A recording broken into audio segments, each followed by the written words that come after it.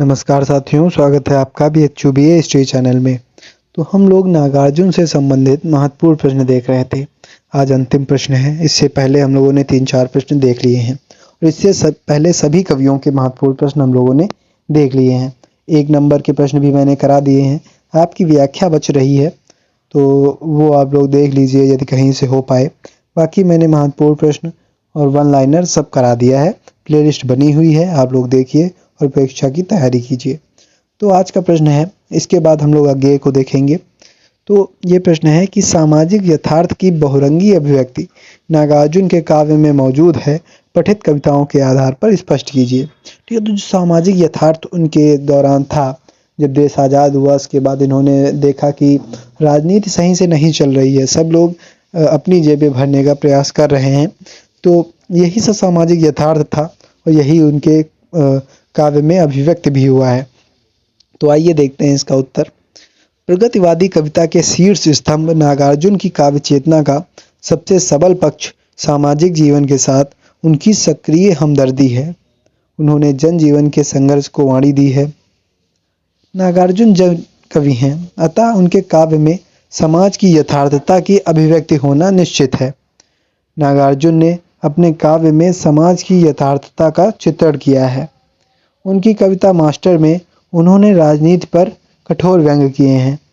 उन्होंने इस समय समाज में चल रही इन शासकों की नीतियों को देखा और उन पर अपने काव्यों के माध्यम से अभिव्यक्त किया। अरे अभी उस रोज वहाँ पर सरेआम जंक्शन बाजार में। ठीक है, तो ये जो कविता मैंने ऊपर आप लोगों को बताई ही थी। ठीक है, तो वे आप ऊपर वाले प्रश्न से देख लीजिएगा और ये कविता इसमें कोट कर दीजिएगा। ठीक है, नागार्जुन ये कविता लिखते हैं। ठीक है, तो वे क्या कहते हैं, चलिए एक काम करते हैं, हम लोग देख ही लेते हैं। अरे अभी उस रोज वहाँ पर सरेआम जंक्शन बाजार में शिक्षा मंत्री स्वयं पधारे चमचम करती सजी कार में। ताने थे बंदूक सिपाही खड़ी रहीं जीपे कतार में, चटा गए धीरज का इमृत सुना गए बातें उधार में। ठीक है, तो ये कविता पूरी है। ये आप लोग ऊपर मैंने प्रश्नों में कराई ही हुई है, आप उससे भी देख के याद कर सकते हैं, लिख सकते हैं। नागार्जुन के काव्य में समाज की सत्यता झलकती है। उन्होंने अपने काव्य यह दंतुरित मुस्कान में बताया है कि किस भांति एक छोटे बालक की मुस्कान आपके सारे दुख दर्द को भुला देती है। वे लिखते हैं कि तुम्हारी यह दंतुरित मुस्कान मृतक में भी डाल देगी जान। उनके काव्य में किसानों, दलितों, शोषित वर्गों के प्रति सहानुभूति का स्वर दिखाई देता है। नागार्जुन ऐसे कवि हैं जो इन सभी पीड़ाओं को सह चुके हैं, अतः इनका लगाव इस वर्ग के प्रति ज़्यादा रहा है। वास्तविकता में उस समय समाज में इन वर्गों की स्थिति दयनीय थी। ऐसे में नागार्जुन ने अपने काव्य में इनको सहारा बनाया है।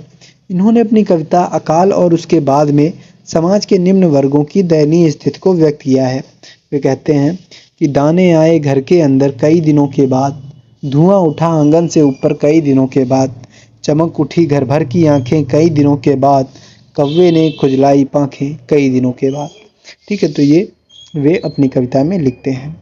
सारतः हम देख सकते हैं कि नागार्जुन के काव्य में सामाजिक यथार्थ की बहुरंगी अभिव्यक्ति मौजूद है। ऐसे करके आप निष्कर्ष लिख सकते हैं। ठीक है, तो ये नागार्जुन से संबंधित भी महत्वपूर्ण प्रश्नों को हम लोगों ने देख लिया है। अब अज्ञेय से संबंधित जो भी प्रश्न होंगे वे नेक्स्ट वीडियोस में हम लोग देखेंगे। आप लोग पढ़ाई अपनी करते रहिए, वीडियो देखते रहिए और वीडियोस को लाइक कीजिए, कमेंट कीजिए और अपने दोस्तों के साथ शेयर ज़रूर कीजिए। धन्यवाद।